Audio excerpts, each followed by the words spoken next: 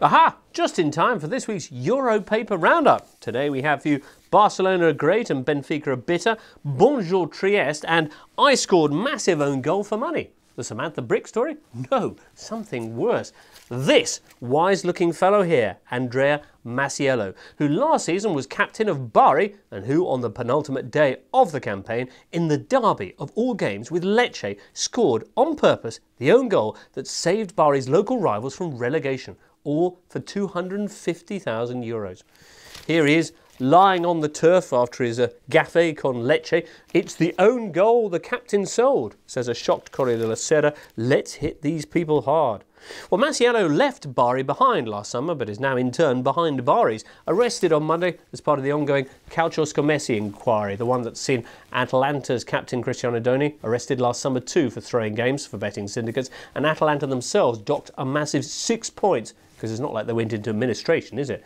Anyway, this investigation has now shifted south to Bari, a club which dress in red and white, and investigators say were handing out games like Santa. At least 2 more of their matches in Serie A last season under investigation, with Captain Masiello the key player. As we've seen, if his teammates wouldn't join the fix, he'd just take care of business himself.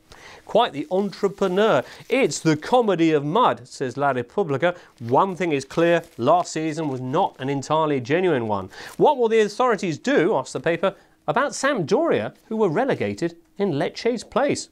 Well, not sure really, because it just so happens that their game with Bari is one of the others under investigation. Corriere della Sera, meanwhile, says it's a false Serie A, and underneath they have an impassioned editorial saying, if even the derby is betrayed, it's the fans' worst nightmare. Well, yes. And no, because over across on the next page of the Corriere, you have this. Fans told us to lose so they could get in on the betting action too. This from the former Bari keeper Jean-François Gillet, who's now rather wisely moved north to Bologna.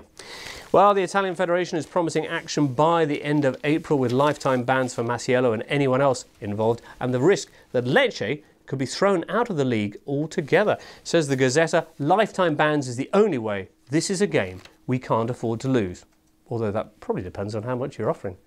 Well, more to come from that next week, no doubt. But in the meantime, it's been a busy week in Italy with several other big stories on the go. Amongst them, another manager getting the sack. This time it's Pasquale Marino at Genoa. He's replaced by Alberto Malassani, who's the man Genoa fired at Christmas to make way for Marino. They really are going round the back and coming back in again. Anyway, Gazzetta excitedly reports that makes it 17 managers in one season. There's the full 17 of them. It's a record in Italy, and there's still another 7 games to go. They have another little chart here at the bottom of the most sack-happy presidents. Number 1 there, Maurizio Zamparini of Palermo, with a wonderful 32 men fired in 25 seasons. The man in second place, meanwhile, with a steady 21 in 21, is Massimo Cellino, who just happens to be the subject of the other big story this week in Italy as owner of Cagliari, or should I say Trieste. Now, one is the capital of Sardinia, of course, the island to the west of Italy. The other, Trieste, is a city so far in the northeast of the Italian peninsula that it was formerly part of Yugoslavia. As of this weekend, though, that is where Cagliari are going to be playing their home games. Why? Well, Cellino's been at war with Cagliari Council for some time now over planning permission for a new ground. He won't pay upkeep on the current stadium, so they shut off half of it as unsafe and left the team playing this season in front of empty stands. Surely they should be packing them in Sardinia. Well, this week then, Cellino picked the furthest point possible on the map and said, I'm leaving Cagliari, moving the rest of the season there. Yahoo sucks to the council and the season ticket holders, who now face a round trip of almost 2,500 kilometres for home games. That's more than some Man United fans go through. They forced me into this, Cellino told the papers. It's a disgrace, replied the fans, and the council have responded by seizing the club's share of TV money. That's €2.8 million, or at current exchange rates, about 10 wins against Bari. It's shaping up to be the most well-thought-out Cagliari move since the Light Brigade, really, so I'm sure we'll be hearing more of that. In the meantime, we'll finish off today with a little Champions League, eh? What have we got?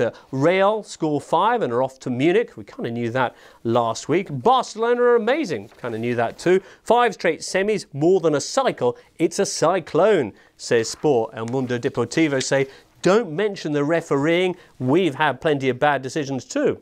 Signing Ibra. Whilst on the subject of Champions League officials at Stamford Bridge, this week it's Chelsea's opponents, Benfica, ironically enough, who are doing the complaining after their game on Wednesday with the Blues. Here's Abola, enormous Benfica. Despite highly biased officials, they deserved the semi-finals, says the paper. We played two teams, says Jorge Jesus, the manager, the ones in blue and the ones in black. Says Record, the home advantage was pornographic. Well, despite that, they still couldn't get a semi. Worrying news, eh?